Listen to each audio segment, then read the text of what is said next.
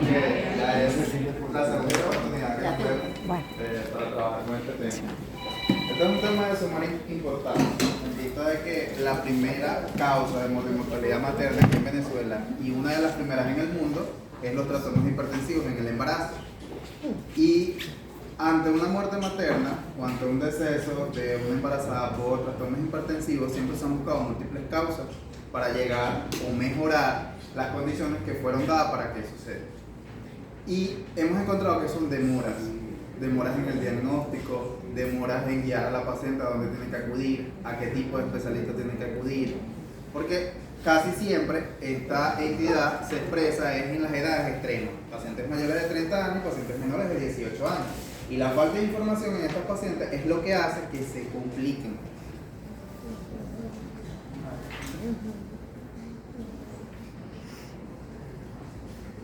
En esta oportunidad, dentro del temario, tenemos una pequeña introducción de lo que son los trastornos hipertensivos, su definición, que es muy importante porque de cada definición, de cada concepto va a cambiar la conducta, el tratamiento, cómo actuar ante esta embarazada. Si no sabemos la definición de la clasificación, no vamos a saber a dónde guiar a la paciente, cuál es la paciente que se queda con nosotros en los consultorios, cuál es la que se va a un hospital de tipo 4. Identificar los criterios de gravedad. Este tipo de entidad les va a dar síntomas que van a ser expresados por la paciente, signos que van a ser evaluados por ustedes y criterios de laboratorio. Si sabemos interpretar, también vamos a saber con qué pacientes nos vamos a quedar. Ok, la prevención de la preeclampsia, ¿verdad? Que ahorita esa es la punta de lanza de las sociedades internacionales y actualmente de la federación, de que si prevenimos con unos medicamentos que son sumamente sencillos, que la mayoría son disponibles en los consultorios, no vamos a evitar el trastorno hipertensivo, pero vamos a evitar que la paciente llegue a una preeclampsia grave, como era llamada antes, y que llegue a un deceso. Y la conducta, control y tratamiento según el tipo de trastorno hipertensivo.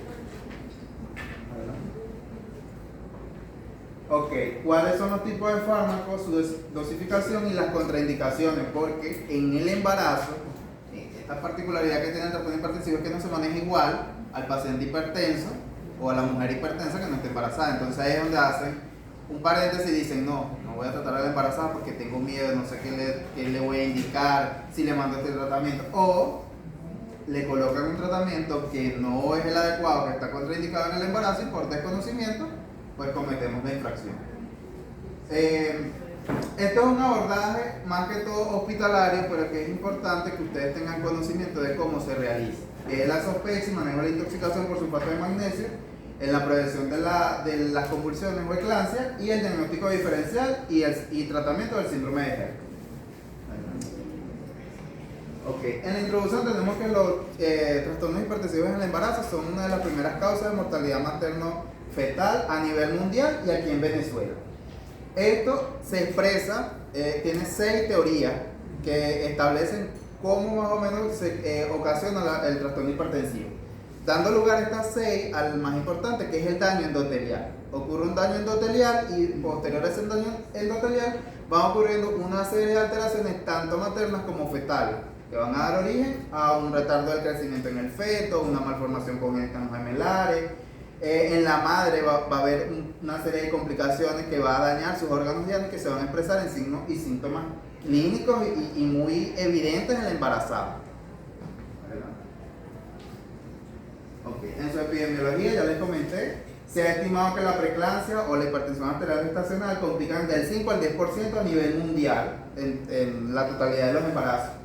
Si vamos a América Latina, es un 26% de la primera causa de muerte. Y en África y Asia, ya yendo más hacia a lo macro, un 9% de las muertes maternas. Fíjense que aquí hay un llamado de atención, ¿verdad?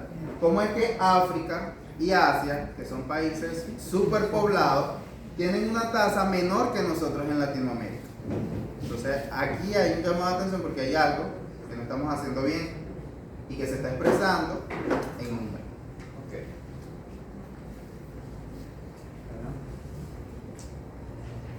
Aquí tenemos los factores de riesgo y lo que les van a permitir ustedes identificar con qué tipo de pacientes se van a quedar. Una es la multiparidad. La multiparidad ocasiona en el útero una vascularización. Eso es un útero vascularizado. Esa paciente que tiene 5 embarazos, que tiene 4 partos.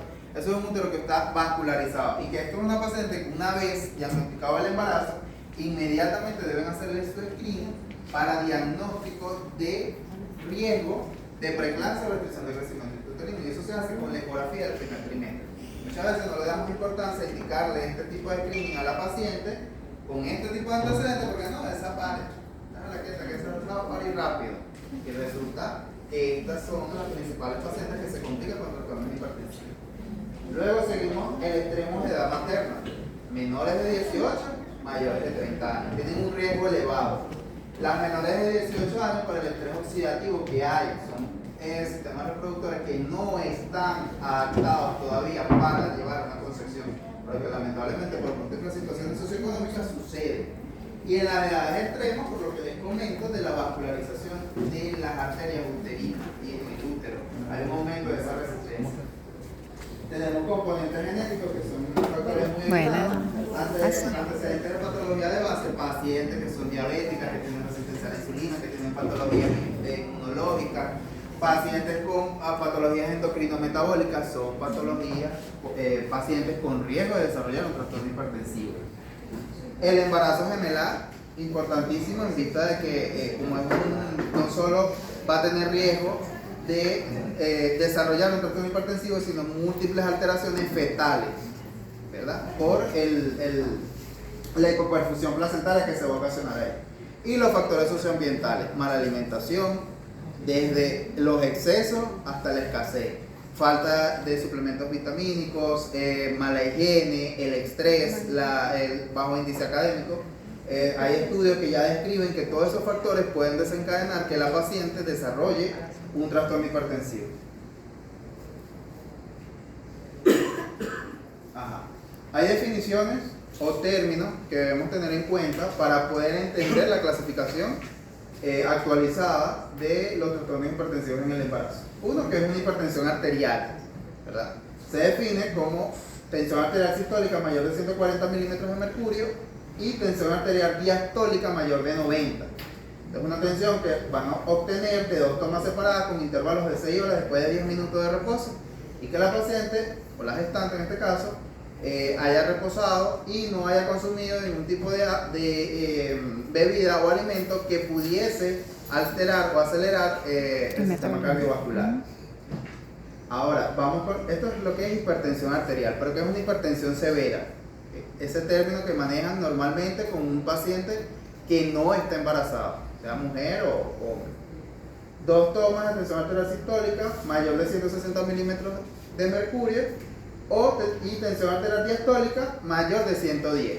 Fíjense que en la primera teníamos 140-90 y en la segunda tenemos 160-110 con las mismas condiciones. Esperar en 2 tomas con intervalos de 6 horas, esperando 15 minutos y sin que haya ingerido ningún tipo de bebida, medicamento o alimento que pueda acelerar el sistema cardiovascular. Ahora, ¿qué es proteinuria? Esto es otro término que tanto en pacientes que no están embarazadas como en las embarazadas tenemos que tener, porque es lo que nos permite realizar diagnósticos precoces.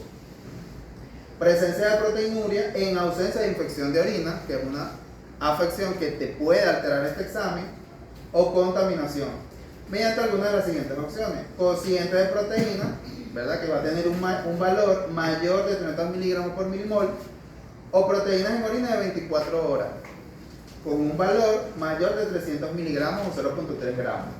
O si tienen un simple examen de orina, que es lo que se le pide de rutina en el control prenatal a la paciente, evaluar 2 cruces de proteína en la tira reactiva. Ahora, ¿qué era lo que les hablaba? Interpretar analíticos que les van a permitir hacer un diagnóstico de una preeclampsia, ya sea avanzada o inicial, y los síntomas que te va a referir la paciente y los signos que tú vas a evaluar en tu examen físico. Estos síntomas y signos son clave y que tienen que manejar muy bien, porque pueden estar en en su emergencia, del ambulatorio, en su consulta, y la paciente te va a llegar con estos signos. Y si los pasan por alto, después de 4 horas la paciente les convulsiona. Y pasó. No nos dimos cuenta, pensamos que era que la paciente... Alteraciones neurológicas, que van a empezar por alteraciones visuales, que van a ser persistentes, estupor o cefalea. Muchas veces la paciente llega al control prenatal, le toma la atención, les refiere, no, eso que tiene hambre, eso que no es comido, y no miden tensión. Epigastralgia o dolor en hipocondrio derecho, eso es otro signo que tienen que examinar bien a la paciente e interrogar para poder llegar a un diagnóstico precoz. Y la presencia de vómito. Oliguria, ¿verdad? Una paciente que te refiere, doctor, no estoy orinando, signos o síntomas de edema, agudo de pulmón. Hay algo aquí que voy a hacer un paréntesis porque muchos se alarman con el edema. Vean a la paciente edematizada, corran. No. Van a encontrar pacientes a partir de las 30 semanas con edema y no necesariamente les está haciendo un trastorno hipertensivo. Ya el edema no se utiliza como criterio diagnóstico, como signo clínico para un trastorno hipertensivo. Una paciente con 35 semanas, 36, se les va a edematizar y no necesariamente tiene que hacer un trastorno hipertensivo. No se vayan a asustar por eso. Ahora, voy con los analíticos. Muchas veces me llegan a mi consulta, tanto privada como en el hospital, que indican laboratorios a las pacientes que no son necesarios. Ustedes manejan pacientes de escasos recursos, que no tienen, y no necesariamente tienen que pedir esa batería de exámenes que sí. O sea, nosotros tenemos que actuar con el elemento clínico y pedir exámenes según sospecha de algo. Yo no puedo pedir un examen a ver si le sale. Voy a tirarla a pegar. No. Yo indico un examen porque voy a descartar alguna anormalidad en la que estoy sospechando. Entonces yo lo veo que insistentemente, triglicéridos y colesterol. La paciente embarazada no debe hacer dieta. La paciente embarazada debe ganar peso, porque si no el niño no va a crecer. A menos que tengan una paciente con diabetes, a menos que tengan una paciente con obesidad mórbida, pero una paciente con un índice de masa corporal normal, ¿para qué triglicéridos y colesterol? No le veo ciencia. ¿Qué sí deben pedir? Hematología. ¿Y en qué se van a basar en la hematología en un trastorno hipertensivo? 1, la hemoglobina, y 2, la plaqueta. Más nada. Para eso es lo único que le sirve la hematología en un trastorno hipertensivo. ¿Entienden? Si tiene creatinina, ¿por qué? Porque tienen que evaluar función renal, porque es lo primero que se les va a afectar. TGO y TGP y LDH, enzimas hepáticas, porque es lo que se les va a afectar. Es una de las principales complicaciones del síndrome de Hel. Eso es lo que tienen que pedir. Hematología, creatinina, TGO, TGP, LDH y glicemia para verificar que la paciente, si ya está más de 22 semanas, no les está haciendo una diabetes pregestacional. Del resto, no se pongan a estar pidiendo triglicéridos y colesterol, urea, si no tiene más de 32 semanas, no lo pidan, porque la urea es un predictor de madurez fetal, es un predictor de sufrimiento fetal, pero a partir de las 32 semanas. Por debajo de las 32 semanas es irrelevante el resultado del laboratorio. Entonces aquí tienen analítica del perfil preeclántico. Esto es básicamente lo que necesitan. Esto es lo que le van a pedir a la paciente. Hematología completa para verificar hemoglobina y plaqueta, glicemia, urea como predictor de sufrimiento fetal o madurez fetal mayor de 32 semanas, creatinina, TGO y TGP, LDH, PT y PTT, porque sabemos que las complicaciones avanzadas del trastorno hipertensivo nos alteran el factor de la coagulación, y bilirrubina y proteína. Y el uroanálisis, que nos sirve de diagnóstico por las 2 cruces que podemos evidenciar en la tira rectiva. Esto es lo único que ustedes necesitan para un perfil preeclántico. No es más nada, no se pongan a pedir triglicéridos, colesterol. Y he visto muchas veces que hasta le piden perfil tiroideo. No. Si la paciente es una paciente que no tiene antecedentes, no tiene clínica, esto es lo que lleva. Aquí viene lo simpático de esta actualización. Los exámenes que está mencionando solo son desde el contexto de una paciente que sospecho de hipertensión inducida por la gestación. Exacto. Siempre, o que tengas una paciente en el control diagnóstico de hipertensión arterial crónica que estés llevando, te tiene que siempre valorar la superficie preeclampsia, porque eso es lo que te va a indicar, que eso más adelante se lo voy a explicar. Ok, esta clasificación anual se está actualizando. Yo hace 4 meses creo que fue que les di esta misma clase y manejábamos un marco, ¿verdad?, para la colocación del sulfato. Ya cambió.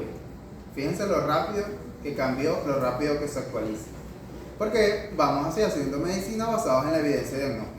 Vamos sobre paso. Entonces actualmente se hablaba de hipertensión leve, moderada y severa. Luego pasamos a trastornos hipertensivos inducidos por el embarazo. Entonces hablábamos de signos de severidad y sin signos de severidad.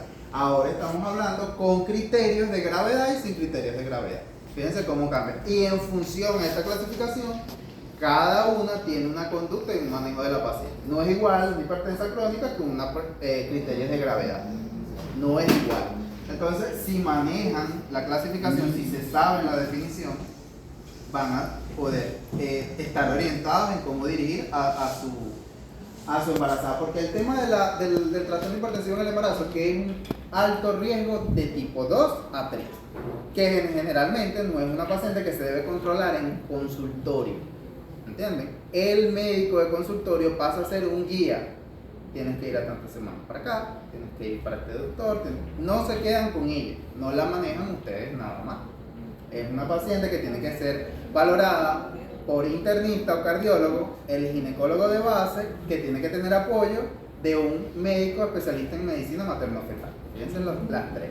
Y eso en el caso de que la paciente vaya bien y no vaya desarrollando otro tipo de complicaciones que ameriten otro tipo de especialistas en el área. Entonces la primera clasificación es la hipertensión arterial crónica. Esta es la paciente que o tiene el diagnóstico antes de estar embarazada, una paciente que es hipertensa queda embarazada, ella va a ser hipertensa crónica. O una paciente que antes de las 20 semanas presenta cifras elevadas de tensión arterial antes de las 20 semanas. Entonces aquí voy a hacer un paréntesis. ¿Por qué? Porque muchas veces inicia el control prenatal. Tengo pacientes que llegan y yo lo primero que les reviso es la tarjeta de control y me voy a su tarjeta del ambulatorio y veo que a las 12 semanas tiene un 125/90 y pasó de largo. ¿Ves? Entonces ya está en las 27 semanas y está llegando como una preeclampsia, con tinnitus, escotoma, alteración renal, pérdida del bienestar fetal por Doppler, y a las 17 semanas o 15 semanas tuvo un 125/90. Eso es una paciente que ya les estaba haciendo la hipertensión arterial desde esa edad. Eso es una crónica que, como no se trató, a las 27 semanas me está haciendo una preeclampsia, una crónica más preeclampsia, y tengo que interrumpir. Y la esperanza de vida de ese bebé es poca. Fíjense todo lo que pudimos prevenir a las 17 o a las 15 y no lo hicimos.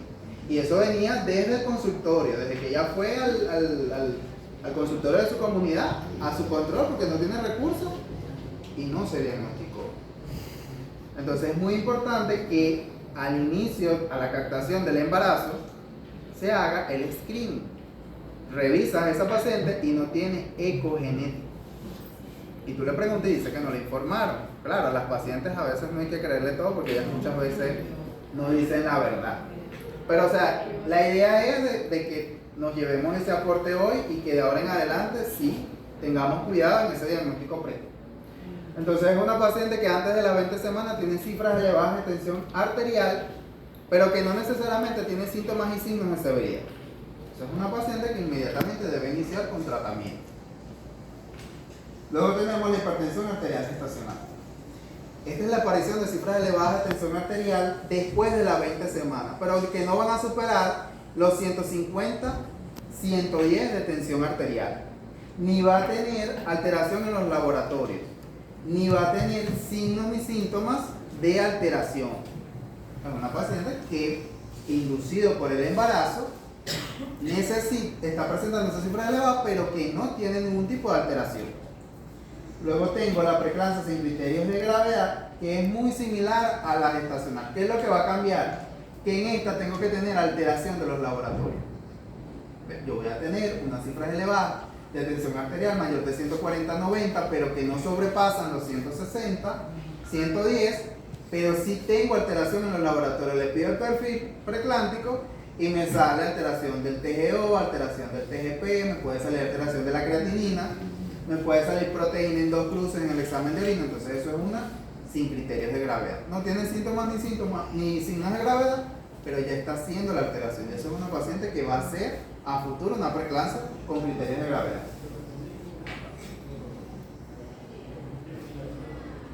Y luego viene la preeclampsia con criterios de gravedad, que es la paciente que te llega con 160, 110 de tensión, las manifestaciones neurológicas, tinnitus, escotoma, hiperreflexia, y puede o no tener los laboratorios alterados. Ahora, ¿qué pasa aquí? Si tú tienes una paciente con 160, 100 de tensión, ese es el criterio único para yo diagnosticar una preeclampsia con criterios de gravedad. Así ella no tenga la alteración neurológica, así no tenga alteración en los paraclínicos, tiene esa cifra de tensión arterial. Yo tengo que derivarla a un hospital tipo 4 porque está haciendo. Entonces, en el momento que tú la evalúas, no tiene alteraciones, pero si tú la dejas, le mandas tratamiento y la mandas para la casa, esa paciente en 6 horas te convulsiona. ¿Entiendes? Entonces, hay que saberse bien la clasificación, el secreto está en la clasificación. Luego tenemos la hipertensión arterial crónica más preeclampsia sobreañadida. Es la paciente que antes de las 20 semanas tuvo cifra elevada de tensión arterial, o antes de estar embarazada tenía el diagnóstico, queda embarazada y al final del embarazo o a partir de las 20 semanas empieza a tener cifras tensionales mayor de 160 a 110, empieza a tener alteraciones neurológicas, empieza a tener alteraciones de paraclínicos. Esa es una paciente que inmediatamente hay que actuar e interrumpir. Y luego viene la eclampsia, que es la aparición de convulsiones de tipo gran mal o coma no atribuible a otra causa. Aquí voy, muy puntual. Esto es muy común. Llega una embarazada convulsionando, eso es eclampsia, llévalo. No todo es eclampsia. Cuando una paciente embarazada le llega convulsionando, lo primero que tiene que hacer, porque probablemente te va a llegar desorientado, pero las características de las convulsiones de la eclampsia son muy distintas a las de un paciente con antecedentes de epilepsia. Lo primero, el antecedente. Muchas veces mandan a la paciente a ambulancia, llaman a Cuerpo Salud, la ambulancia. Cuando llega al hospital, la mamá, sí, ella toma fenobarbital. Agotaron un recurso. Claro, evidentemente, si está más de 30 semanas, tienen que llevarla porque hay que ver vitalidad fetal, que si se dio un golpe, si se cayó. Pero lo que estamos es en el diagnóstico, porque no es igual yo colocar eclampsia, porque eclampsia es interrupción, a yo colocar crisis convulsiva. Es diferente, no, yo no tengo que interrumpir, la trato y la dejo que llegue. ¿Ven lo diferente que es cómo cambia un diagnóstico la vida de un paciente? Si yo le coloco eclampsia, a la edad que tenga lo interrumpo. Interrumpo la gestación, pero si yo coloco crisis convulsiva, no. Al contrario, ahí me alarma, tengo en la comunidad una paciente embarazada con epilepsia y se está tratando con fenobarbital, tengo que llamarlo porque ella no puede tomar fenobarbital, porque el fenobarbital produce alteraciones de malformaciones congénitas, tiene que cambiar a la motricidad, o sea, cambia todo el espectro cambia. Entonces hay que saber identificar la eclampsia. No, necesariamente no les tiene que llegar hipertensión. Pueden tener una paciente con un trastorno hipertensivo, una preeclampsia con criterios de gravedad, le hizo la eclampsia, ella no necesariamente les va a llegar hipertensa, al contrario, les puede llegar hipotensia y eso les puede dar un falso, pero los laboratorios no van a mentir. Si les hacen un perfil preeclámpico, eso va a llegar alterado.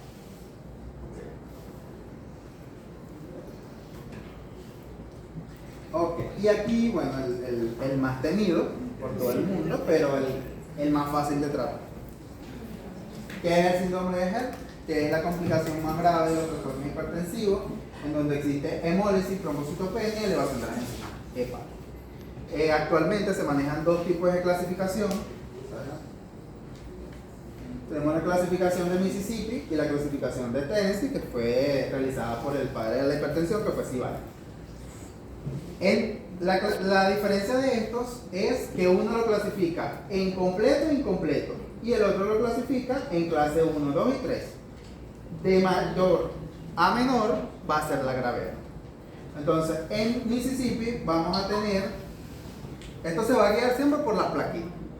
En ambos vamos a tener LDH mayor o igual de 600 y TGO y TGP que dupliquen el valor normal. Tienen que duplicar el valor normal. Ahora, ¿qué va a cambiar con las plaquetas? Si vamos a guiarnos por la clasificación de Mississippi, vamos a tener el clase 3, que es una paciente que tiene un valor de 150 a 100. Ahí nos quedamos en clase 3. Luego clase 2, que es un valor de 100 a 50. Y luego clase 1, que es un valor menor de 50.000. ¿Qué pasa con esto? Esto hay que manejarlo muy bien porque en función a eso es que nosotros vamos a decidir el tratamiento y conducta con la paciente. No es igual un clase 3 a un clase 2. Y también el pronóstico. Y en la ténesis, que es completo e incompleto, tenemos que tener LDH mayor de 600.000, TGO y TGP que dupliquen el valor normal, y vamos a tener que tener si es incompleto, vamos a tener la LDH, la TGO y la TGP elevada con plaquetas todavía dentro del rango mayor de 100. Si es completo, vamos a tener LDH mayor a 600.000, TGO y TGP que dupliquen el valor normal y plaquetas menor a 100.000. Esa es la única diferencia en la clasificación del síndrome de Hess. Aquí vamos a hablar de la prevención. Aquí nos guiamos por 3 sociedades. Nosotros actualmente, aquí en Aragua, en el Hospital Central de Maracay, nosotros nos guiamos por el Colegio Americano de Ginecología y Obstetricia, el CLINI de Barcelona, que es la Sociedad de Medicina Materno-Fetal Europea, y la Federación Nacional de Ginecología y Obstetricia. Los 3 estudios han establecido que para la prevención de la preeclampsia, una cosa es la preeclampsia y otra cosa es el trastorno hipertensivo. ¿Verdad? Podemos tener una paciente con hipertensión arterial gestacional, con hipertensión arterial crónica, pero que no necesariamente llega a una preeclampsia y que va a desarrollar un embarazo relativamente normal si tiene un buen control prenatal. Para la prevención de esta preeclampsia tenemos la aspirina como nuestro aliado. 150 miligramos hora sueño. Aquí ya no viene la de 100 miligramos, muy difícil de conseguir, pero tenemos la de 81 miligramos. Usted le indica 2 tableticas hora sueño. ¿A partir de qué edad gestacional, doctor, le indicó esto y a quién le indicó esto? Para eso que ustedes tienen el screening, para el diagnóstico del riesgo elevado o bajo de trastorno hipertensivo de embarazo y de restricción de crecimiento uterino en el genético 1, que se debe realizar entre la semana 11 y la semana 13 más 6 días. Ahí vamos a hacer una evaluación de las arterias uterinas, vamos a evaluar la resistencia. Si hay una elevación de la resistencia de las arterias uterinas, yo debo sugerir aspirina. Inicio a partir de esa edad gestacional y finalizo a las 32 semanas, porque sabemos que la aspirina es un AINE y me puede producir un cierre precoz del ductus venoso. Entonces, hasta las 32 semanas yo indico su aspirina. Y con esto yo libero a la paciente de un riesgo de preeclampsia a futuro. Le salvo la vida a su bebé y le salvo la vida a la madre. Ese es el primer pilar para la prevención. Hay estudios que han certificado a nivel hospitalario, es decir, basándonos en que realizamos medicinas basadas en la evidencia diagnóstica, hay estudios aleatorios en donde el omega 3 y los antioxidantes reducen en un porcentaje el riesgo. Sin embargo, las sociedades no tienen como guía de tratamiento eso, pero hay estudios en donde han funcionado en pacientes. Otro es el ejercicio. 30 minutos diarios de ejercicio en pacientes que no tengan cardiopatía o otro tipo de afección donde esté contraindicado este ejercicio, pues reduce en un 70% el riesgo de preeclampsia. Y el más importante, el screening del primer trimestre dentro de la prevención. Eso es lo más importante. Usted le indica a la paciente el eco genético 1 y usted se libra de muchas responsabilidades y le salva la vida a la paciente.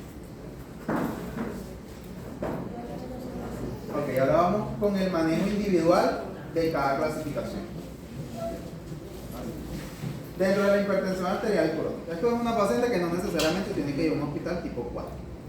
Esto es una paciente que debe tener por lo menos en el mes 2 valoraciones por su ginecostetra. Me imagino que en cada red hay un ginecostetra asignado. El ginecostetra de la red debería evaluarla 2 veces por mes, ¿verdad? Hacer la sugerencia para que el médico del consultorio guíe a la paciente, porque hay muchas dudas con que la paciente se queda y ella va a confiar en su médico de consultorio. En este se recomienda un control estricto con valoraciones 2 veces por mes en vista de ser crónica. Iniciar la prevención de la preeclampsia con la aspirina, puede ser la ingesta de antioxidantes, aumentar la ingesta de calcio, que eso ayuda a reducir el riesgo de trastornos hipertensivos, y realizar su screening. Las pacientes no necesariamente tienen que tener cada mes un hijo. Eso no es así. Eso es aquí en nuestro país que se realiza, que cada vez que la paciente va al ginecólogo, el ginecólogo le realiza un hijo. En otros países no es así. En países de primer mundo como Europa, Canadá, no es así. La paciente se realiza son los ecos especiales que están descritos según las edades estacionales. El del primer trimestre entre las 11 hasta las 13 más 6, en el segundo desde las 18 a las 23 más 6, el ecocardiograma a partir de las 28 semanas, el Doppler de las 32 a las 36 y se acabó. 4 ecos es lo que lleva la paciente. ¿Bien? Evidentemente aquí si la paciente va a una consulta privada, no vas a dejar ir a la paciente sin realizarle un eco porque tú tienes que cerciorarte que todo esté bien. Pero legalmente dentro del marco de un control prenatal en un centro público solo lleva 4 ecografías, a menos que sean condiciones especiales como los gemelares, fetos que vengan con malformaciones congénitas que son compatibles con la vida, pacientes con deterioro o trastornos endocrinometabólicos que pueden desarrollar trastornos hipertensivos, hay que hacerles dobles constantes. O ese tipo de pacientes donde se hace expectancia. Okay.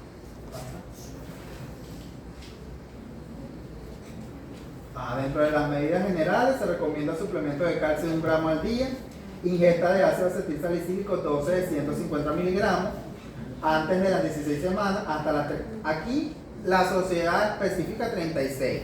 Nosotros en el central manejamos 32 semanas. Y no se requiere ingesta hiposódica y hipocalórica, es lo que yo les explico. Las embarazadas no hacen dieta.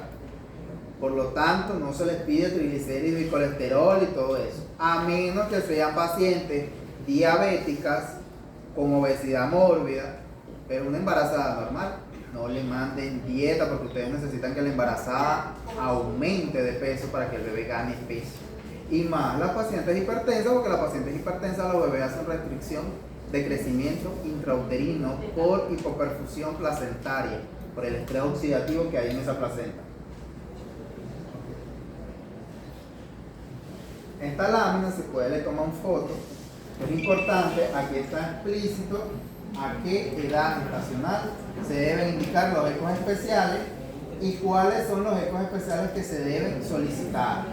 Otra cosa que tienen que explicarles a la paciente. Lamentablemente ahorita estamos batallando con algo que se llama intrusismo.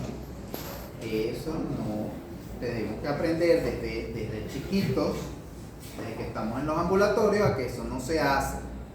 Estos ecos son realizados por ginecólogos que tengan experiencia en una unidad de materno-fetal, como el central, o especialistas en medicina materno-fetal. Explíquenle a sus pacientes que no se dejen estafar por ecografistas integrales, que se pueden estar haciendo estas ecografías porque no es el deber ser y hay que cambiar eso. Eso se llama intrusismo, eso como colegas no lo debemos hacer. Debemos aprender a tener ética y otra cosa es que es un riesgo para la paciente. No es igual un médico materno-fetal que hace 10 ecogenéticos en un día, que duró 3 años haciendo la especialidad, a un ecografista que hizo un curso de 6 meses. Exacto. No se debe hacer. Le permiten hacer cursos de ecografía sin ser médico. Pero entonces hay que nosotros desde ahorita cambiar eso porque es un problema. Mira, nosotros, yo particularmente en mi consulta privada, yo no hago ecogenética. Yo tengo mi perinatólogo que hace el ecogenético. Hay que educar a la población porque las cosas pasan por desinformación. Ok, ahora vamos aquí con el seguimiento y control, que es lo que van a hacer ustedes con la paciente. El objetivo es mantener una cifra de tensión arterial 130, menor de 130 a 145. No se asusten si les llegan pacientes hipertensas crónicas con estas cifras tensionales. Ella es crónica, ella va a estar hipertensa. Tienen que mantenerla regular. Verificar que se esté tomando el medicamento, que sea el medicamento adecuado según la edad gestacional, y controlar esas cifras tensionales que no aumenten. Ok, se pueden utilizar diferentes fármacos según la disponibilidad de la institución o la experiencia del médico que esté en ese momento. ¿Qué pasa? Ahorita les voy a poner la tabla de los medicamentos que son los que van a utilizar en el embarazo, de dosis a dosis, cómo los van a utilizar. La finalización de la gestación es a partir de las 37 semanas. Fíjense cómo cambia. Hace un año, los trastornos hipertensivos en el embarazo podían llegar a las 39 semanas, las crónicas. Ya no, ya a partir de las 37, ya yo puedo interrumpir porque ya tengo madurez fetal. Entonces yo prefiero sacar un bebé maduro y dejar una madre sana a llevarlo a las 39 que me haga una preeclampsia o una eclampsia. Okay. Y el objetivo posparto es mantener cifras tensionales menor de 140/90. Van a tener pacientes posterior al parto todavía hipertensa, no se vayan a asustar porque ella es crónica. Ella va a quedar crónica durante toda su vida. Ya tienen que mandarlo al cardiólogo posteriormente. Ok, en el caso de la utilización del alfa-metildopa, hay estudios que demuestran que está asociada a depresión postparto. Sí hay, porque esto es un error. Muchas veces como se lee eso, entonces la paciente viene controlándose con metildopa, viene bien con metildopa, pero entonces cuando para quitarle la metildopa porque da depresión postparto. No es así. Si la paciente tiene signos de depresión postparto, tú actúas. Pero si la paciente no te presenta ningún signo o síntoma, tú la dejas con su metildopa porque ella viene trabajando bien con ese medicamento. Ok. Y los anticonceptivos, que es un tema de planificación familiar, porque muchas veces van a tener pacientes que les llegan en impulsivo. Doctora, ¿con qué me puedo cuidar? Hay que tener mucho cuidado porque hay hipertensas crónicas que los anticonceptivos vía oral les producen hipertensión. Entonces lo ideal en ella es estadificar bien, establecer bien su rango de tensión en conjunto con un cardiólogo y posterior, que ella esté compensada, ella regresa a tu consulta y nosotros indicamos la anticoncepción para ese momento. Ok, entonces aquí los antihipertensivos. De primera línea tenemos el labetalol. Eso es a nivel mundial. Aquí lamentablemente no disponemos del labetalol. Entonces seguimos con nuestro segundo escalón, que es la nifedipina. Aquí voy a hacer un paréntesis. Muchas veces la nifedipina que cuentan en los consultorios es la de 10 miligramos, ¿verdad? Pero lo ideal es la LP, la de liberación prolongada de 30 miligramos, porque es una liberación que le va a durar todo el día a la paciente. La de 10 miligramos solo se utiliza para ataque, para estabilizar. Otra cosa que voy a marcar aquí. No se utiliza tensopin sublingual, por amor de Dios. Eso causa hipoperfusión placentaria y matan al bebé. Llegan, métele 5 goticas porque es lo que tengo.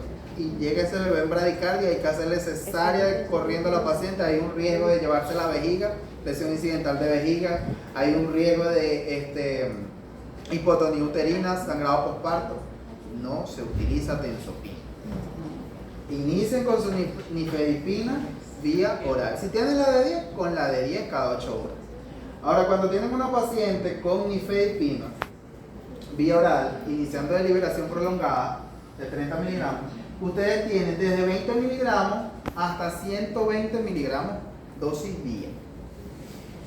La paciente, doctor, no mejora con 30 miligramos de nifedipina, hay que asociarle otro antihipertensivo. No. Usted aumenta la dosis hasta que agota sus recursos, hasta que usted llega a 120 miligramos. Si usted llega a 120 miligramos, que es la dosis máxima, y no mejora, que usted va a añadir otro antihipertensivo. Pero usted no añade un antihipertensivo sin agotar su dosis máxima. Ajá, aquí tenemos la hidralazina. Anteriormente no estaba llegando vía oral, pero ya está llegando. Ya la he visto en varios ambulatorios. Pero esto generalmente, para utilizar este tipo de medicamentos, yo les sugiero que no lo utilicen si no están en un hospital tipo 3 como mínimo. tienen que tener un monitor constante con ese bebé porque hace hipoperfusión severa y hace picos de bradicardia. Y por último, la que tienen en su consultorio es la alfametildop. ¿Qué pasa con la alfametildop? Y es algo que tenemos que tener en cuenta. La alfametildopa no es que no sirve, no es que los médicos dicen que porque los cubanos empezaron con la alfametildopa, la alfametildopa no sirve. La alfametildopa sí sirve. El problema de la alfametildopa es que con pacientes que vienen controlando con estadios de hipertensión arterial crónica desde semanas iniciales y va con hipertensiones refractarias, sabemos que la absorción de la metildopa es vía hepática y con los trastornos hipertensivos tenemos alteración hepática. Si le agrego una metildopa, pues voy a causar más alteración hepática. Entonces es mejor utilizar otro tipo de medicamentos hipertensivos y reduzco los daños colaterales que me puede ocasionar este medicamento. Y otra cosa es que no colocan la dosis adecuada. La paciente vive subdosificada porque son 250 cada 8 horas. No, son 500 miligramos, hasta 1 gramo pueden utilizar. Pueden utilizar hasta 1 gramo. Entonces, uno, la dosis, deben utilizar la dosis adecuada. Y dos, que deben evaluar a qué tipo de paciente. A una paciente hipertensa crónica no se sugiere tratar con alfametildopa por el daño hepático que esto ocasiona. Ok, aquí vamos con la hipertensión arterial gestacional. Esto es motivo de discusión en todos los hospitales. ¿La medico o no la medico? ¿La medico o no la medico? ¿Por qué? Porque la literatura establece, el CLIN y la ACO, que no amerita tratamiento. Porque se establece que después de las 12 semanas de gestación ella desaparece.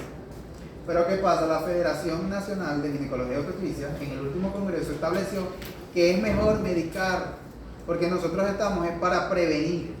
¿Qué necesidad hay de tener que llegar a una preeclampsia? Porque dicen que no es necesario medicar, pero te va a llegar una preeclampsia. ¿Qué prefieres tú? Medicar y garantizar de que ella no te llegue, o dejarla y dejar a la suerte si llega o no. Sabemos que para evitar, ellos sugieren que la paciente haga dieta, que la paciente, aquí en Venezuela el 70% de las embarazadas se alimentan mal, viven con un estrés porque cuando no tienen agua no tienen luz, cuando no tienen luz no tienen para el pasaje, el esposo les hizo agarrar rabia, no acuden al control, no van a seguir todas esas condiciones que van a evitar a que ellas lleguen a una preeclampsia. Entonces, ¿qué es lo mejor? Médico. Con dosis baja, mientras que ustedes mantengan el tratamiento, el rango de tensión que es menor de 140, eso no va a pasar nada. Okay. El control prenatal debe ser de igual forma que en la crónica, debe ser evaluado por el médico tetra 2 veces al mes. En cada control debe tener analítica de perfil preeclántico, lleva la misma batería de ecografías según lo establecido por los rangos de edad gestacional, y la interrupción de la gestación es a partir de las 37 semanas de igual forma. Aquí está, lleva su misma batería de ecografía.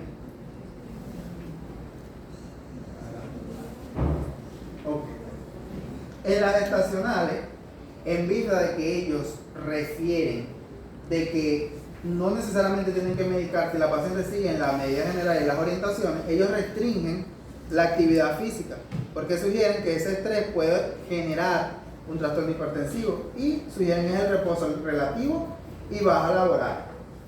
A este tipo de pacientes, como no la vas a medicar según lo establecido, dicen que se les debe informar a la paciente sobre los posibles prodrómos de una preeclampsia grave o una eclampsia. Cada consulta usted le explica, mire mamá, si usted presenta cefalea, dolor de cabeza, si usted ve estrellita, si usted tiene un dolor en la boca del estómago, se haya comido, si usted empieza a vomitar, si usted se siente mareada, usted tiene que acudir. A esa paciente hay que ir educándola en cada control, para que ella misma identifique que algo no está bien y acuda al galeno. La dieta normocalórica y normosódica, o sea, no es una dieta que le va a quitar la sal. Lo normal no acudir a los excesos.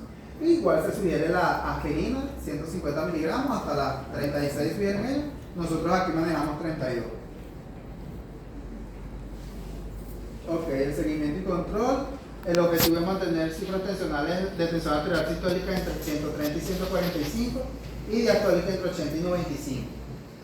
Es necesario iniciar tratamiento hipotensor en aquellas pacientes que presenten cifras tensionales superiores. Yo particularmente me aconsejo, medíquenla. y le salvan la vida a la paciente y al bebé. Finalización de la gestación a partir de las 37 semanas según el BISHOP, pronóstico del parto y situación clínica. Esto es un paréntesis también porque muchas veces la paciente va a llegar contra el dice, doctor, ¿yo puedo parir? O yo voy a hacer cesárea. No, doctor, mi mamá me dijo que yo tenía que hacer cesárea porque yo tengo preeclampsia, porque yo sufro la tensión, y entonces la paciente ya va con ese check aquí que tiene que ser cesárea y tiene una buena pelvis, entonces usted tiene que explicarle, no, mi amor, ya cuando usted llega a las 36 semanas, usted le van a hacer un tactico y van a ir evaluando su cuello. Si su cuello y su vagina tienen las condiciones idóneas, pues lo mejor es que usted pare. Para los trastornos hipertensivos lo mejor es parir porque sabemos que con los partos hay menos pérdida sanguínea, hay menos afectación de la volemia, es mucho mejor. Pero siempre va a ser condicionado por el BISHOP, el pronóstico del parto y la situación materno-fetal de la ecografía en ese momento, que en su caso deberían ser dobles.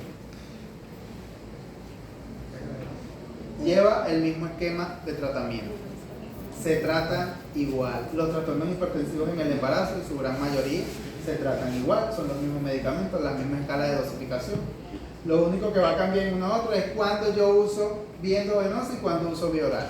Hasta este punto podemos seguir con vía oral. No tenemos que llegar a lo endovenoso.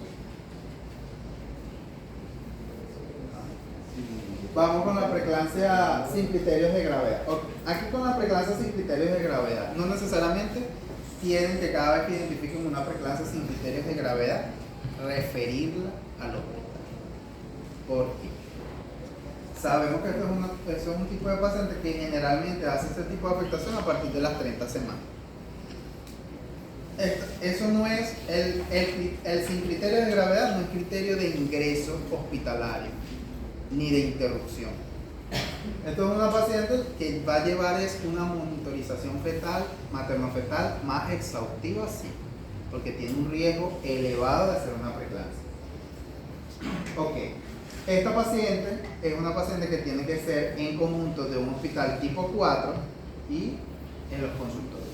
En los hospitales tipo 4 va a ser evaluada por el ginecólogo y el materno-fetal con su ecografía respectiva y ellos van a decidir el pronóstico según el Doppler materno-fetal de ese bebé.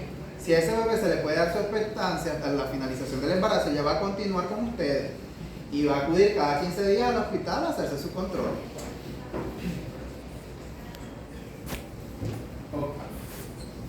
En el control antenatal va a ser estricto, ella va a llevar cada 3 días proteinuria en 24 horas, solo esto aquí, cuando hablamos de proteinuria para 24 horas, solo para diagnóstico. Autocontrol de la presión arterial 2 o 3 veces al día, control cada 15 días o antes si hay cambios clínicos, siempre lleva analítica de perfil preclántico, control de bienestar fetal, crecimiento fetal, líquido amniótico y Doppler umbilico fetal. Entonces por eso que este tipo de paciente no se va a quedar solo con usted. Ella va a ir cada 15 días al hospital. Ok, la medida general, importantísimo la información sobre los síntomas prodrómicos de la eclampsia, restricción de la actividad física, reposo, baja laboral, la dieta normocalórica y normosódica. Fíjense que ni aquí se le indica una dieta estricta a la paciente, una dieta normal sin irse a los excesos. Ok, el seguimiento y control. El objetivo es mantener unas cifras tensionales entre 130 y 155. Nunca la paciente que tenga cifras tensionales de 160 nunca se queda con usted.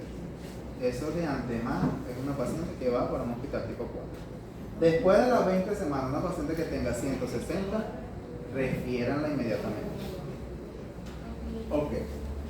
Se pueden utilizar diferentes fármacos según la disponibilidad de la institución, experiencia del médico tratante y existencia de contraindicación.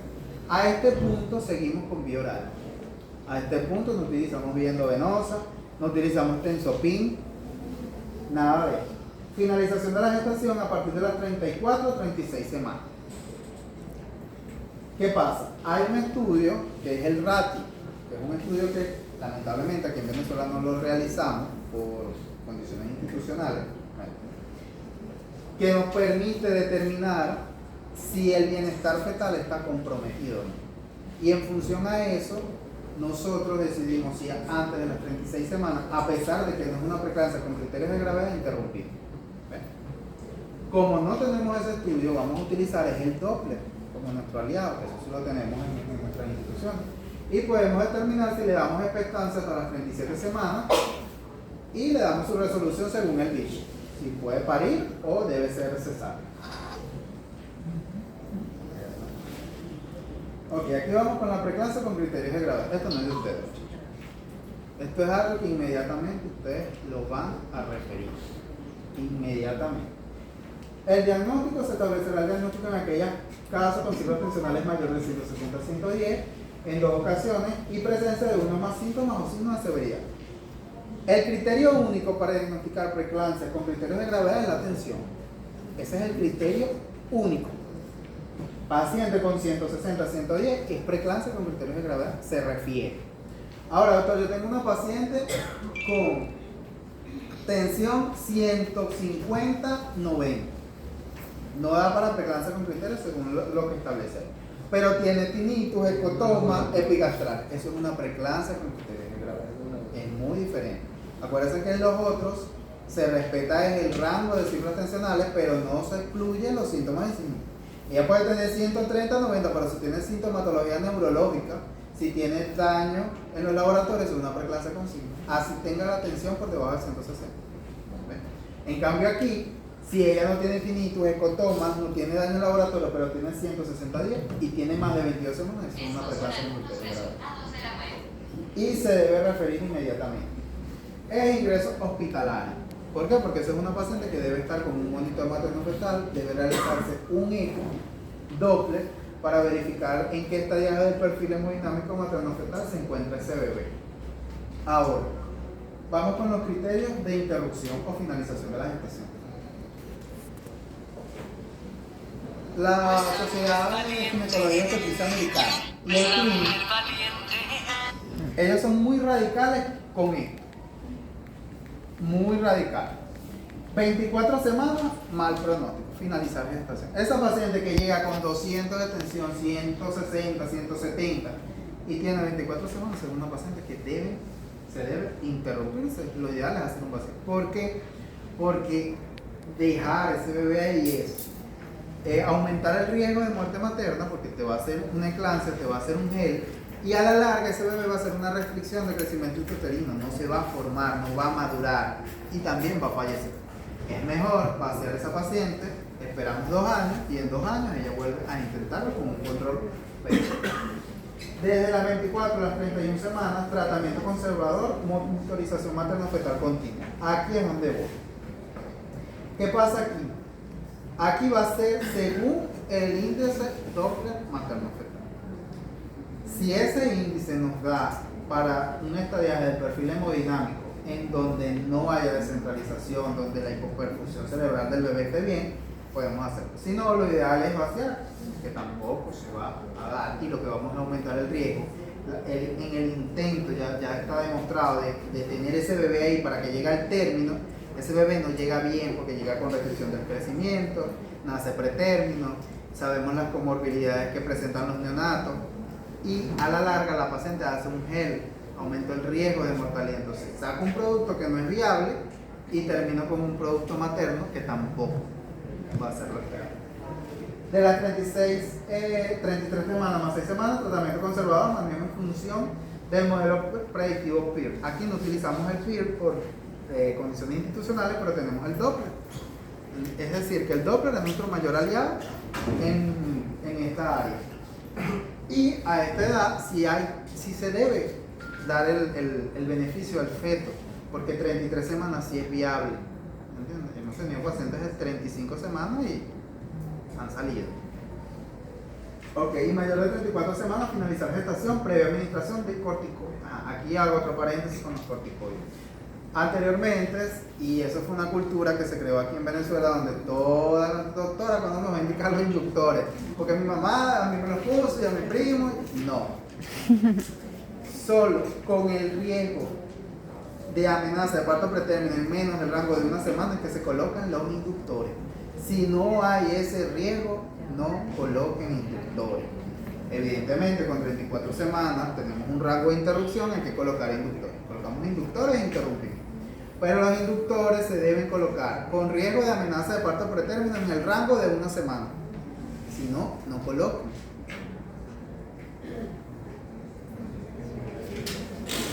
Ok, consideraciones ante el tratamiento expectante. Hipertensión severa, eclampsia, síndrome de Gel, DPP, crecimiento intrauterino retardado y muerte fetal son criterios para no realizar expectancia. No se realiza expectancia ante estas definiciones, ante estas situaciones clínicas. El riesgo materno bajo mejora los resultados neonatales, en este sí, y es lo que voy, no preeclampsia sin criterios de gravedad o con criterios de gravedad, pero que no esté presentando este tipo de manifestaciones, se puede realizar expectancia para lograr un neonato, aumentar la probabilidad del término de la gestación. No se recomienda expectancia cuando no se pruebe la supervivencia neonatal. Es lo que les digo, si yo tengo una paciente de 27 semanas, yo sé que la supervivencia de ese neonato no es viable. Por lo tanto, no voy a someter a una embarazada a prolongar ese embarazo, porque lo que voy a prolongar es una hipertensión severa, una eclampsia, un síndrome de Gel, y no voy a obtener un neonato viable. Ok. Criterios para finalizar la gestación inmediatamente. Presión arterial incontrolable, aún con 3 antihipertensivos en dosis máxima. Pródromo de eclampsia persistente, hiperreflexia con clonus, cefalea persistente, epigastralia, estupor, dolor en hipocondrio derecho o vómitos. Signos de pérdida de bienestar fetal, que eso, por eso que les digo, ese tipo de paciente tiene que estar en un hospital tipo 4 porque necesita un monitor constante ahí. Complicaciones maternas como enfermedad cerebrovascular, edema pulmonar y ruptura hepática. Desprendimiento prematuro de placenta normoinserta y finalización de la gestación, preferentemente por vía vaginal o cesárea si el bichón es menor de 5 puntos. O la edad gestacional es menor de 32 semanas, porque sabemos que a esa edad la calota, o sea, la cabecita fetal, está muy blanda y no va a soportar el canal del estómago. Entonces lo que va a haber es hipoxia cerebral en el neonato. Ok, en este tipo de pacientes, cuando tenemos una paciente con hipertensión arterial con criterios de gravedad, lo principal es el control de la presión arterial cada 5 minutos. Analítica de ingreso, se toma su perfil preeclántico para verificar si está evolucionando a un gel. Ellos aquí plantean el cultivo a las 32 semanas de secreción vaginal para reducir los riesgos infecciosos por si se le va a dar la vía baja, que es la vía del parto. Valoración pulmonar fetal entre las 24 y 34 semanas más 6 días. Para eso van a utilizar, tienen 3 opciones de inductores pulmonar. Tienen la betametasona de 12 miligramos, vía intramuscular, 2 dosis por 20 al diario. O tienen la dexametasona, 24 miligramos, vía intramuscular, o tienen la hidrocortisona de 500 miligramos, le colocan 2 dosis. Dieta normocalórica, normosódica, normoproteica, en este caso sí se establece. Y los objetivos. El objetivo es conseguir que las cifras tensionales estén por debajo de 140 a 155 milímetros de tensión sistólica y de diastólica 90 a 105. Evitar el descenso brusco de la presión arterial, que es lo que realizan con el tensopin. Se puede utilizar diferentes fármacos según disponibilidad de la institución. Van a utilizar los mismos fármacos, con la diferencia que aquí sí pueden utilizar la hidralacina vía endovenosa.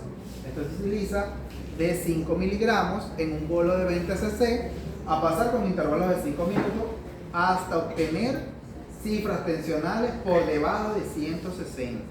Nunca van a llevar a la paciente con hidralacina a estar normotenso porque causan una hipoperfusión. Ustedes lo que necesitan es mantenerla en el objetivo. ¿Cuál es su rango? Menor de 160. Básicamente ya tienen esa.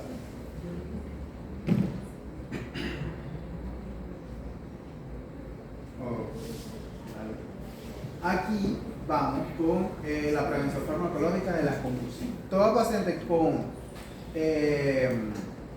preeclampsia con criterios de gravedad se inicia la prevención de las convulsiones. Nosotros no esperamos que el paciente haga la eclampsia, nosotros iniciamos la prevención de las convulsiones. Para pacientes con eclampsia diagnosticadas que les lleguen al cuerpo de guardia, no se utiliza epamil. Las convulsiones de los trastornos hipertensivos son autolimitadas, por lo tanto no se utiliza epamil, a menos que no cuenten en el momento con epamil, con sulfato de magnesio, o que la paciente sea alérgica al sulfato de magnesio. ¿Qué pasa aquí? Aquí, fíjense lo que cambia las actualizaciones y lo importante que es que esto sea transmitido. Hace 4 meses, cuando yo les di la actualización, se hablaba de 48 horas de sulfato de magnesio, 24 horas pre y 24 horas post. Ya no. Ya solo se habla del sulfato de magnesio pre, y una vez que la placenta sale, no amerita sulfato de magnesio. Sin embargo, esos son protocolos internacionales. Acuérdate que la medicina se hace basada en evidencia diagnóstica. Ellos utilizaron un grupo de pacientes españolas, europeas, que tienen condiciones socioculturales, genéticas diferentes a las nuestras. No vas a comparar a un español con una paciente de Ocumare y Choroní, jamás. Entonces nosotros manejamos nuestros propios protocolos. Nosotros estamos hablando de 13 horas para asegurarnos de que, y nos ha ido bien, de que la paciente no nos haga un peso. Se utiliza un bolo de ataque, bolo de 6 gramos de sulfato de magnesio diluido en 6 cc de solución 0,9 a pasar en 1 hora. Posterior a ese bolo lleva un mantenimiento, los mismos 6 gramos de sulfato de magnesio, pero ahora en 500 cc de solución 0,9 a pasar en 6 horas. Eso va a ser pre hasta la interrupción del embarazo, de la gestación. Yo tengo 24 horas para interrumpir a esa paciente. Yo necesariamente no le tengo que hacer cesárea ya. Yo primero debo mejorar las condiciones, estabilizar la paciente y después la llevo, ya sea porque le voy a dar vía baja mediante una inducción del parto o le vamos a hacer cesárea. Y el SOS convulsión, que van a ser 2 gramos en 6 cc de solución 0,9 a pasar esta SOS convulsión. ¿Qué necesito hacer yo para colocar el sulfato? Lo primero, colocar sonda, porque tengo que realizar balance hídrico, porque el sulfato tiene una excreción renal y me va a dar una afectación renal. Si paso el sulfato de magnesio de forma inadecuada, produce una insuficiencia renal aguda a la paciente. Entonces, ¿qué tengo que hacer yo? Colocar sonda y hacer balance hídrico cada 6 horas como mínimo. Valoración del reflejo rotuliano, frecuencia respiratoria, saturación de oxígeno, balance hídrico. ¿Por qué? Porque la intoxicación del sulfato de magnesio me puede causar una parada respiratoria. Y no se realizará magnesemia de manera rutinaria, solo en sospecha de intoxicación por sulfato de magnesio.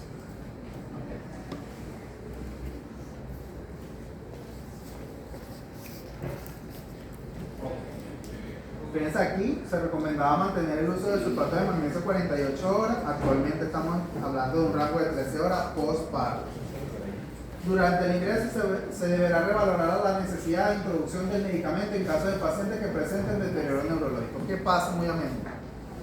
Hay pacientes con cifras tensionales refractarias. Sabemos que posterior al parto yo tengo un rango de 12 semanas para que la paciente me haga una eclampsia. O sea que ahí no termina el trabajo. Ella en 12 semanas se me puede ir alta y regresar con una eclampsia.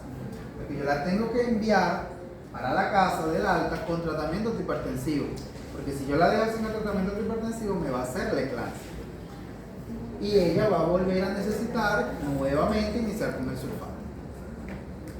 Okay. El objetivo es mantener niveles plasmáticos de magnesio entre 3.5 y 7 mini equivalentes. Signo de intoxicación: conmovulación, abolición de los reflejos, oliguria, bradinea, insuficiencia renal. Y el tratamiento es el gluconato de calcio, bolos de 1 gramo, vía endovenosa, de 3 a 4 minutos. Ok, control postparto de la preeclampsia con criterios de gravedad. Control reproductivo materno las primeras 48 horas, somos una paciente que en 2 días se va a ir para la casa. Balance hídrico estricto, tratamiento con sulfato de magnesio, se mantendrá un mínimo de 24 horas postparto. Eran 24 pre, 24 post. Ahora hablamos de desde que llega hasta que se interrumpe y luego 13 horas post. Utilización de fármacos ergóticos está contraindicado. Esto tienen que tenerlo muy presente. En las pacientes con trastornos hipertensivos no se utiliza metergin.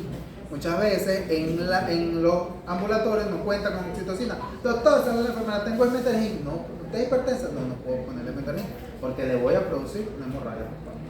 Y evitar el uso de AINE, porque bueno, sabemos que en los trastornos hipertensivos no se sugiere la utilización de los mismos.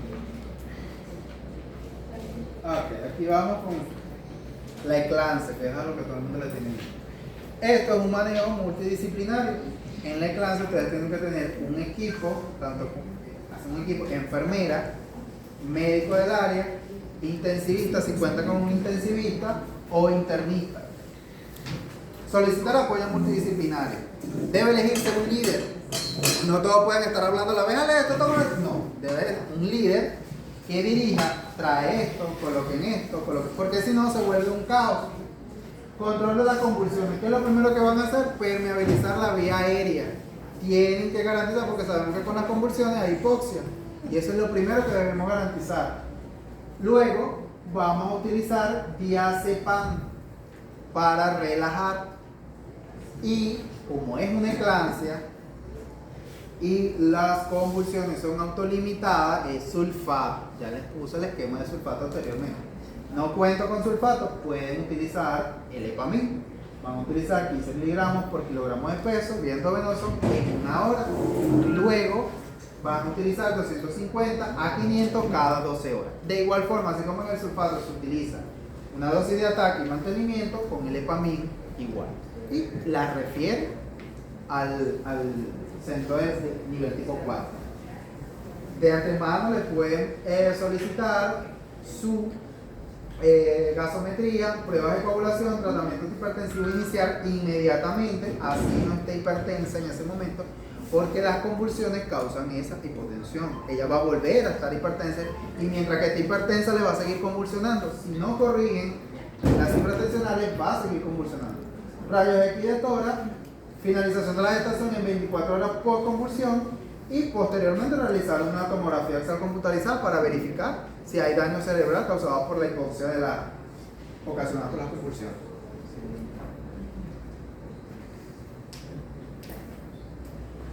A eso sí deberían tomarle fotos porque ese esquema está para que lo tengan. Si quieren le das atrás para que ellos le puedan.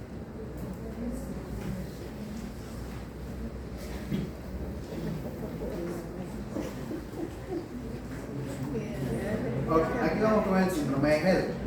El síndrome de Hell es algo que ustedes no van a tratar. Pero el síndrome... ¿Ah? Ah, que...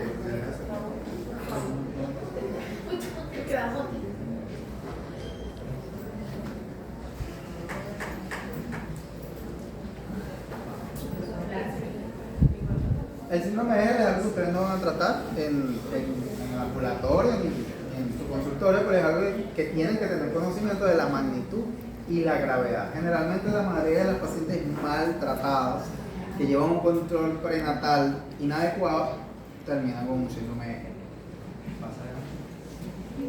Lo primero es diagnosticar, hacer diagnóstico diferencial con el síndrome de Hell. Este tipo de patologías tienen una característica similar a la del síndrome de Hell. Tenemos la púrpura trombocitopénica, tenemos el síndrome hemolítico, urémico, el hígado graso, la hepatitis, el brote lúpico, el síndrome antifosfolípido, la púrpura trombocitopenia y idiopatía. ¿Cuál es la diferencia de todas estas entidades al GEL? Que el GEL viene precedido de hipertensión arterial y esto no. Entonces, toda paciente con plaquetas bajas no es un GEL. Toda embarazada con plaquetas bajas no. Hay un sinfín de patologías que pueden comprometer las plaquetas y no necesariamente van a ser un GEL. Y eso es otro error. Vaya, si usted está haciendo un GEL, señora, le van a interrumpir el embarazo. Entonces cuando llega la paciente no es mostensa. No es un GEL. Lo primero es, el GEL viene precedido de una preeclampsia con criterios de gravedad. Si no te hizo la preeclampsia, no va a ser un GEL. Si no tiene hipertensión, no es un GEL.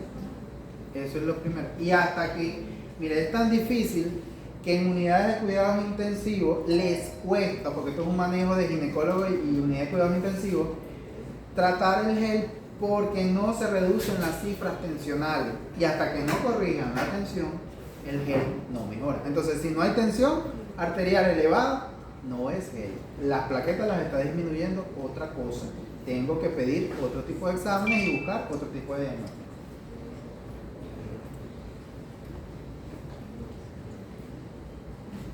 Ok.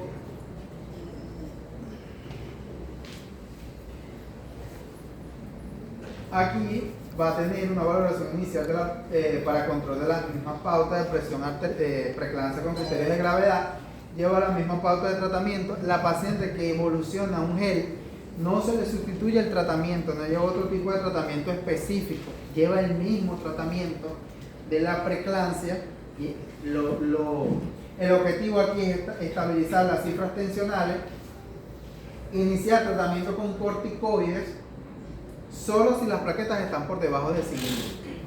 Si las plaquetas no están por debajo de 6.000, no es necesario. ¿Qué pasa con los corticoides aquí como tratamiento o coadyuvante para mejorar las plaquetas en el síndrome de Hell? El ideal es la prednisolona, pero como estamos en embarazo, y como en las embarazadas todo cambia, si hay que realizar madurez fetal, yo no uso prednisolona.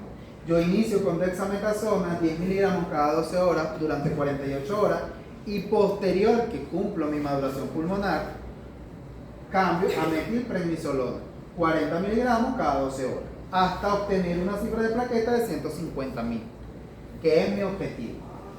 Ahora, cuando yo administro unidad de concentrado plaquetario, porque ante esa disminución brusca de plaquetas yo necesito activar mi esquema de crioprecipitado. Si yo tengo un parto y obtengo plaquetas por debajo de 20.000, yo tengo que activar inmediatamente. Y si es cesárea, por debajo de 40.000, porque con la cesárea me voy un rango por arriba, porque con el parto tengo menos pérdidas hemáticas, con la cesárea tengo más, entonces tengo que utilizar un rango más elevado. ¿Cuál va a ser la fórmula de concentrado plaquetario? Por cada kilogramo de peso, por cada 10 kilogramos de peso voy a transfundir una unidad de concentrado plaquetario. Si la paciente me pesa 60, tengo que transfundirle 6 unidades. Ok. La realización de estudios de imagen como una tomografía, la ecografía abdominal solo estarán indicados si hay riesgo de ruptura hepática o de la cápsula de Gil, o si tengo coagulación intravascular diseminada, ascitis o dolor en hipocondrio derecho, que es subjetivo de ruptura de la cápsula de Gil. Solo en esos términos yo indico esos estudios. ¿Qué pasa? En el caso de realizar cesárea, debemos dejar un DREN subaponeurótico, porque en el síndrome de Hell sucede algo que se llama sangrado en camas. ¿Entiendes? Entonces ella, aunque yo cierre, ella va a seguir sangrando en capas y yo necesito drenar eso, porque si no eso se vuelve un foco infeccioso y le agrego otra comorbilidad a la paciente.